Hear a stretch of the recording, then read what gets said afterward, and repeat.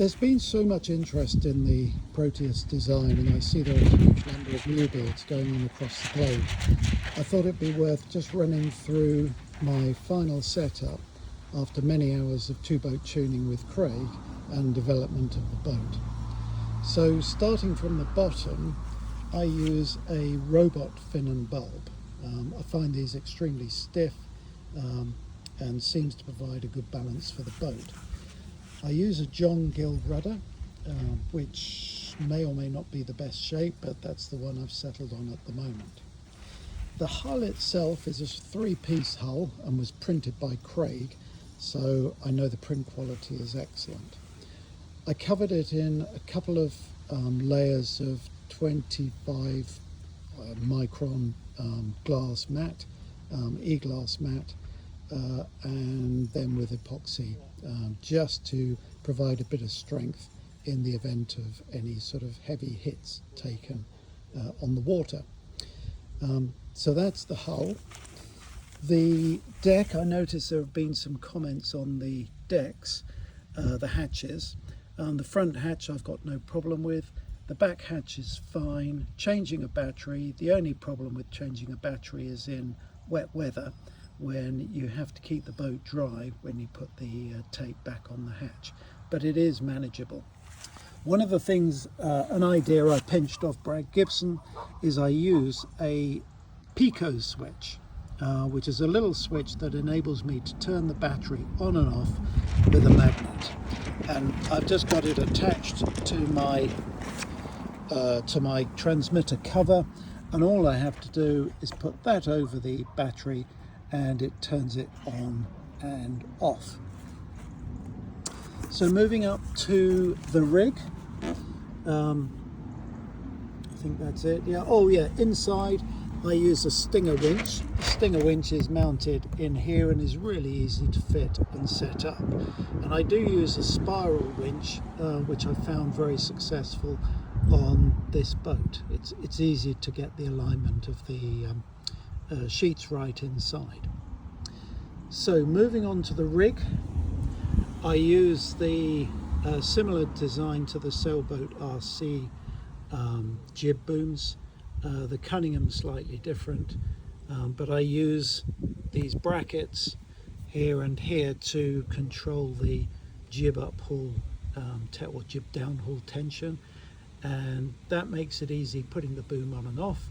And I normally set the jib boom just over 1 centimetre up, and then when I want, all I have to do to depower the rig, if the breeze comes up, is just tighten this down 0.5 centimetre, and if you look up the rig, it basically depowers the rig.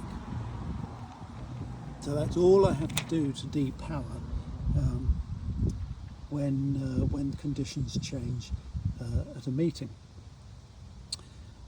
So coming on to the rig, I try and set the booms up as low as possible. So I basically rake the mast until the boom is parallel to the deck, and you can see it's less than 1 centimetre off the deck. The downside with the design of the boat is the kicker, the position of the kicker. It's quite tricky to adjust, and if you have fat fingers it's even harder. This little bit of tape I've put on here just makes it easier to turn the kicker to increase or decrease the tension. The sails I use now are sailboat RC, and I use mould 21 on the main. This is actually a mould 19 mainsail, but the mould 21 has quite a lot of luff curve, and you can set up to 12 to 15 millimeters of mast bend to take the power out of the sail, which I find quite useful on flat water. The jib I use is mould 19. This is a little flatter than the deepest mould 21. I would use mould 21 on the sea in chop, but it's too full, I feel, for flat water and sailing. Most of the sailing we do in the UK is on a lake where you want to be able to point high as and when needed. The mast is similar to the Viz mast. If I start at the top, the shroud, well, the very top, that's quite standard. the shrouds I run up to a point here, and this very neat fitting provided by Sailboat. The shrouds start here, they run down here, and here they separate. So these are effectively the hounds of the mast, and the shrouds then separate, come down to carbon spreaders which I've fitted, and then down to the shroud point. The beauty of these carbon spreaders is you don't actually need an elasticated system on your jib topping lift. You can just tie it off without any elastic because the string can't get hooked around the back of the spreaders, which is a nice little feature. So the beauty of this mast system is by tightening the shrouds, you can stiffen up the top half of the mast, and if you see there, you can actually see the amount of pre-bend I can generate at the top. This means you can either have a very straight mast, which I would use for this Mold 19 sail, or you can have a mast which bends evenly throughout, or you can let it, by softening the shrouds, you can let the mast blade off at the top. And of course you've got the mast ram to be able to adjust the mast bend in the lower third of the mast.